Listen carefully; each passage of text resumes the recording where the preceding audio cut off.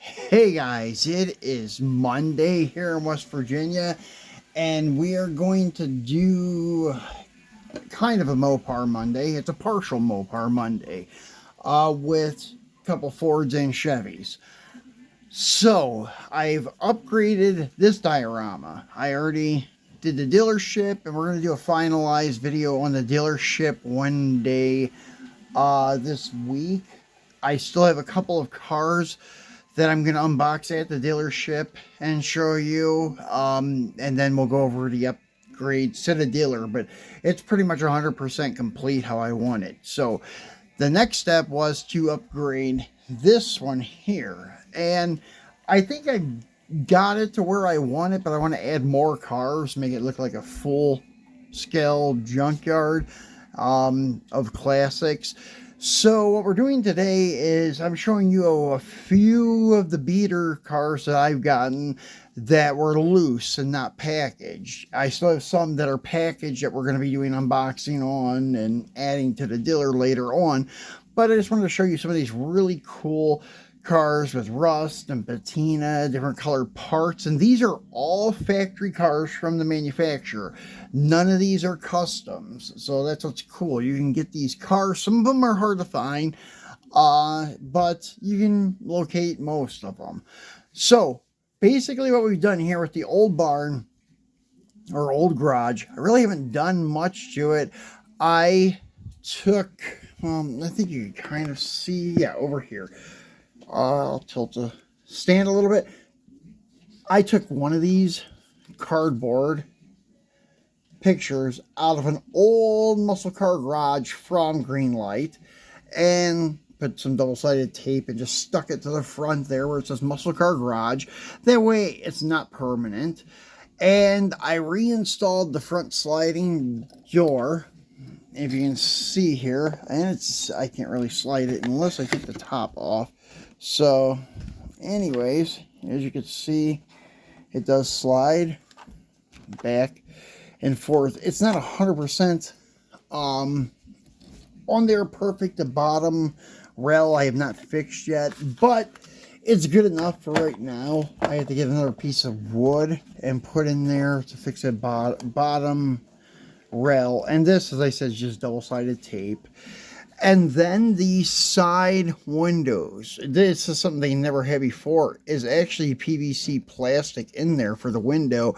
And I put a bar going down the middle, horizontal. It used to be vertical, but I changed it a little bit to make it look like the swing out type windows, the ones that used to crank and they would swing out, old school windows. And then I took the ugly yellow goldish Airstream that really, in my opinion, should have been stainless or silver from the Dodge truck hitch and tow set that I unboxed a few weeks back. Put it there and put a little sign that says office to kind of give it like that old school car lot, because a lot of those car lots that were on main strips, we'll say in Cleveland on Lorraine Avenue, there's a lot of them that just had like mobile homes as their office. Maybe not an Airstream, but there was just like a regular trailer. So it kind of is, gives it that nostalgia a little bit. And then the building here is a building where they do their restorations on cars that they have lined up out back. And you can see I brought in a few cars here. The Camaro we just looked at, and the Mustang is from the Route 66 box set. The Charger is one we just did the wheel swap on, and this is an older Dart from Auto World that came in the acrylic cube display case. And then I made this little lot here. This is actually foam board that I bought at Dollar General. Probably not the best base to start with, but this is my first time ever doing this, so I just wanted to use the cheapest materials possible to see how it came out, and I found it to be perfect with the thickness here. This is like 1/4 inch or 1/8 inch, something like that, but the foam board thickness matched up perfect. And I just did a dirt and sand mixture with on some stones that weren't even supposed to be in there. And I applied it twice with Elmer's glue, and it worked pretty good. And then this greenery on it, some of it looks like almost like marijuana broken up to roll a joint or something, but it's not. It's actually the moss that you get at Walmart. I think I got moss that was a little bit too thick, so I trimmed it down and just kind of took spots and just put it everywhere, so it looks like an old field that has dead grass and then has live grass spots here and there. Kind of looks like some of the yards I see around here, actually. So it worked out pretty good for what I was going for, and I cut it to fit perfectly around the base of the old garage and to fit on top of this dresser between the legs of the display case back there. And what we have here for you to take a look at are some new ones. The back row are ones you've already seen. I did put Christine on here. Actually, I did get a second one of the partially restored. And I just went around and I took a Scotch-Brite and hit some of the shiny parts to dull it out a little more. I didn't want it to look too bright. And I put her out here. And then all of the other ones back there you've seen in the past. If not, you can go back and look at my library of videos. I've done unboxings on every one of them in the back. The front row, however, these are all new. Just got these in the past week. And I just want to show you some of these because they're pretty cool. And if you'd like to build a diorama like this, it's very cheap and easy to do. So, the Mustang. We'll start with him. This is a Greenlight one. I think this is the auction block one. There's two Patina green 68 Mustangs.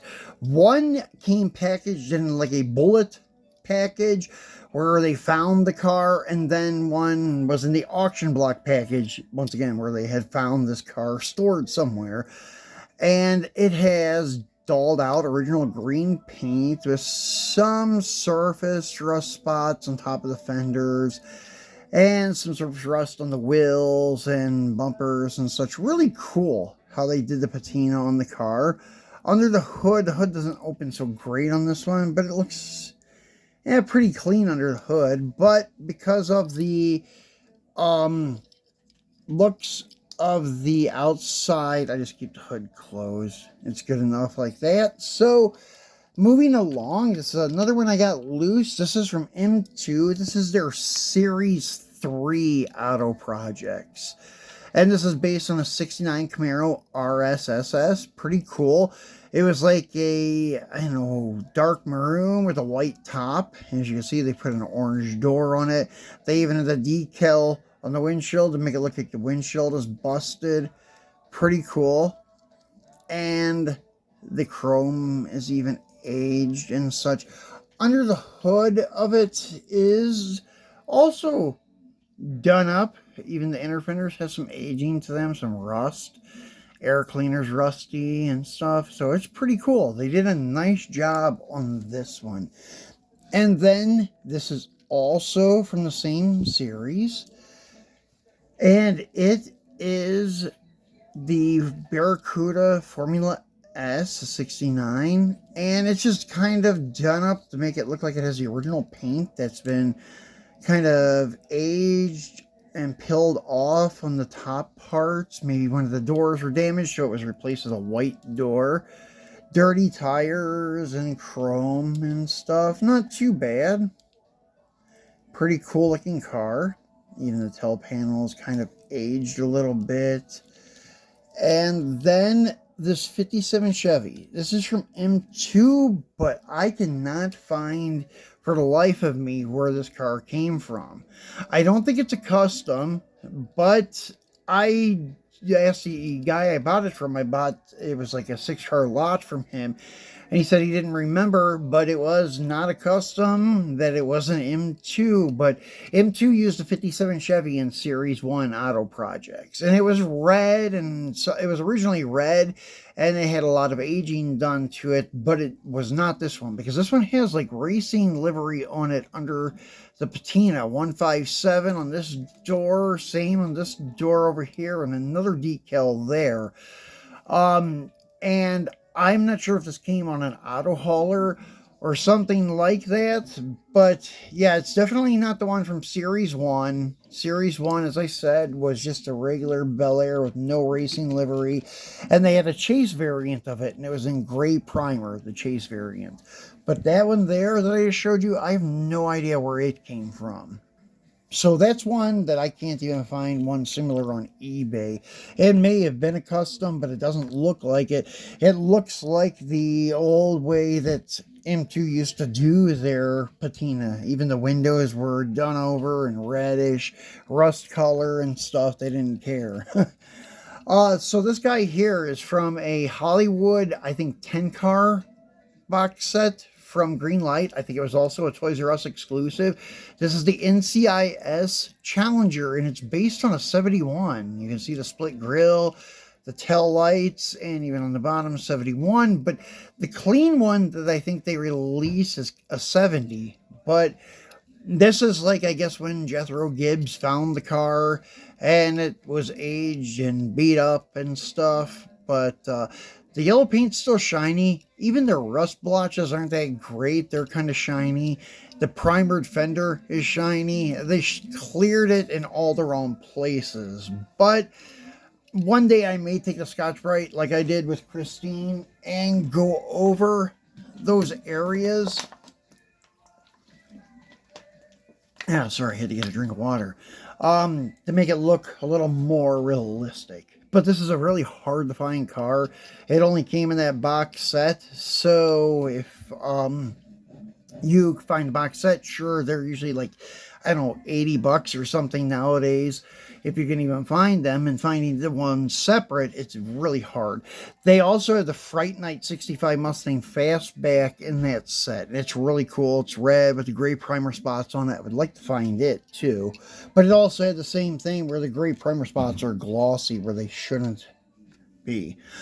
Then the next one is the Supernatural 70 Challenger. And this thing actually looks pretty clean. Looking at it from this side, it just has a couple little rust blotch there, and honestly that's it. A couple places along the trim, and some aftermarket trailer NASCAR style looking wheels. But this side is where it has a couple other rust spots and a primered door, and that's it. And some rust spots that they put on the edges of the hood. Under the hood's clean though. Tail end is clean. You have a little bit of rust on the rear package panel back here, but nothing major. But still, it had enough patina for me to put it in the junkyard. Not really junkyard, it's like I call it the field of dreams. Cars that have dreams to be on the road someday again and be loved by someone. And then we have an old release Greenlight County Roads 65 Chevelle. And this one has a lot of cool, like, patina, like a yellow door. And it has a black primered hood, and they left it dull, how it should be. An aged white top. It's really dull looking. Some rust along the B-pillar. Looks pretty good because it's not so shiny. A little bit, but not like the Challengers. The only thing they messed up on was the fender. This fender should have been entirely black.